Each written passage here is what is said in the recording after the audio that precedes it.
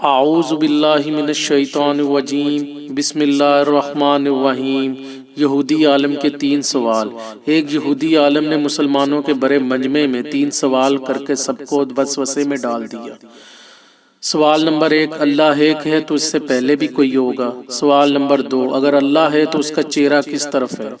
سوال نمبر 3، اللہ اس وقت کیا کر رہا ہے؟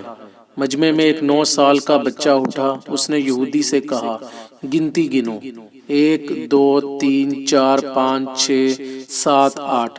یہودی نے گنتی گنی، پھر بچے نے کہا، اب اسے الٹا گنو، 8 7 6 5 4 3 2 1۔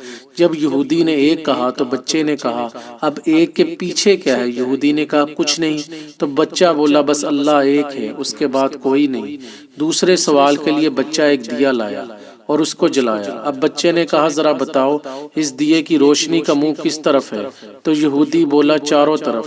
بچہ بولا، اللہ نور ہے اور چاروں طرف ہے۔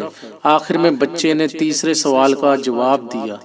اللہ اس وقت ایک 9 سال کے بچے سے ایک یہودی عالم کو ذلیل کروا رہا ہے۔